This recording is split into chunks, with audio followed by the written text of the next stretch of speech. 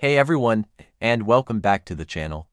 Today, we're going to talk about something we all do every day, hopefully, but maybe don't think about too much: washing our hands.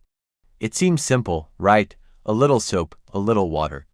But this simple act is one of the most powerful tools we have to protect our health. So, why is it so important? Let's dive in and find out. First, let's talk about the invisible enemies we're fighting: germs. What exactly are they? Well, germs is a catch-all term for tiny microscopic organisms that can make us sick. This includes bacteria, viruses, fungi, and protozoa. They're everywhere. On your phone, the doorknob, your keyboard, and yes, on your hands. Now, not all germs are bad. In fact, our bodies are home to trillions of helpful bacteria. But the harmful ones, called pathogens, are the ones we need to worry about. They can cause everything from the common cold and the flu to more serious illnesses. Think of your hands as superhighways for these germs. We touch our faces constantly, our eyes, nose, and mouth without even realizing it. These are direct entry points for germs into our bodies. Imagine you touch a contaminated surface, like a public transit handrail. Millions of germs can transfer to your hand. Then, you rub your eye. Just like that, those germs have bypassed your body's first line of defense, your skin, and have a direct ticket to causing an infection. It's that easy and that fast. So how do germs get onto surfaces in the first place? It mainly happens through what's called the chain of infection. Someone who is sick might cough or sneeze, sending tiny droplets full of germs into the air. These droplets then land on nearby objects. Or, they might touch their runny nose and then touch a doorknob, transferring the germs directly. When you come along and touch that same doorknob, the germs hop onto your hands. This is why places with lots of people, like schools, offices, and public transportation, are hotspots for germ transmission. It's a continuous cycle of touch and transfer. This is where the superhero of our story comes in: soap and water. You might think just rinsing your hands with water is enough, but it's the soap that does the heavy lifting. Let me explain the science behind it, in a simple way. Soap molecules are pretty special. They have two different ends. One end loves water, it's hydrophilic. The other end hates water but loves fats and oils, it's hydrophobic. Why does this matter? Well, many germs, including many viruses like the ones that cause the flu and other respiratory illnesses, have an outer layer made of fat. When you wash your hands with soap, the fat-loving ends of the soap molecules attach themselves to this fatty layer of the germs. As you rub your hands together, the soap molecules pry the germs apart and trap them in little bubbles called micelles. Then, when you rinse with water, the water-loving ends of the soap molecules get pulled away by the stream, taking the trapped germs with them right down the drain. It's not just killing the germs, it's physically removing them from your hands. So, what's the right way to wash your hands? You've probably heard it before, but it bears repeating because technique matters. The Centers for Disease Control and Prevention, or the CDC, recommends a 5-step process. First, wet your hands with clean, running water. The temperature doesn't matter as much as you might think. Cold water works just as well as warm. Second, lather up with soap. Make sure you get a good amount and rub your hands together to create a nice foam. Third, and this is the most important part, scrub for at least 20 seconds. This is the part most people rush.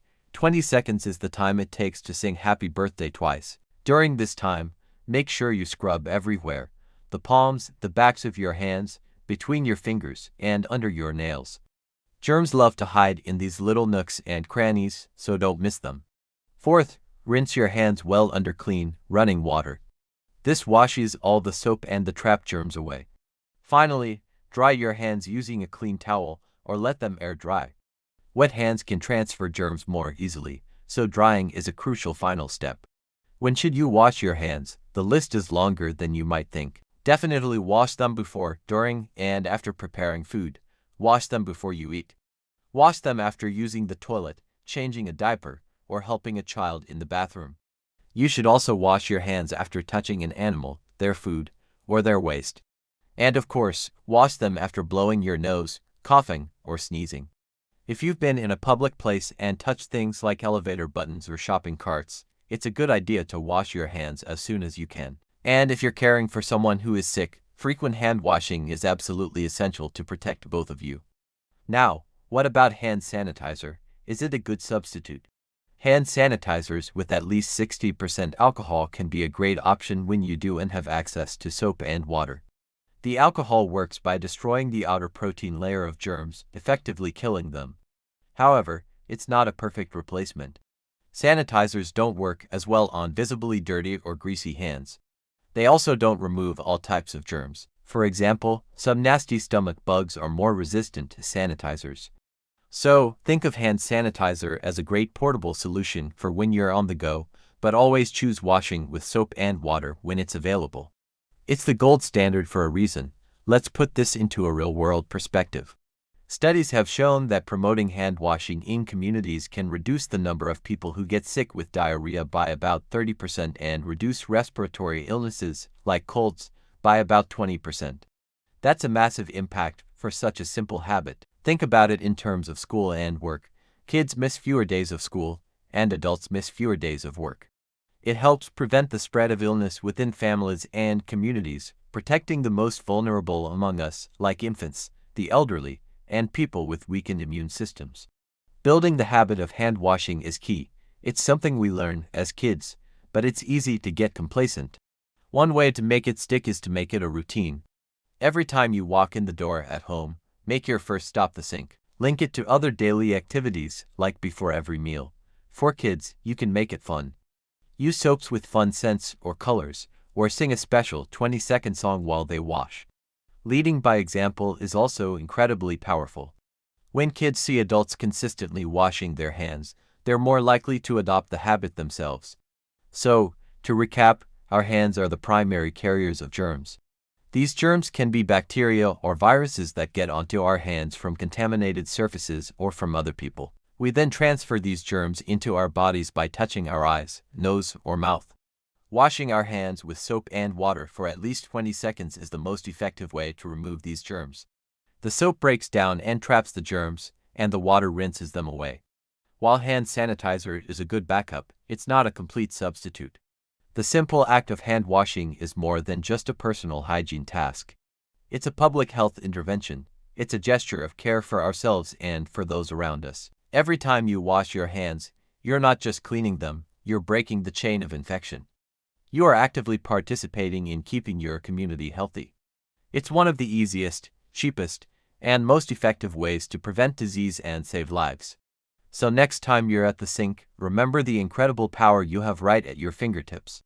Take those 20 seconds. It's a small investment with a huge return for your health. Thanks so much for watching today. I hope this was a helpful reminder of why this simple habit is so vital. If you found this video informative, please give it a thumbs up and consider subscribing for more content about health and wellness. Don't forget to hit that notification bell so you never miss an update. Stay healthy, stay safe, and keep washing those hands. See you in the next video.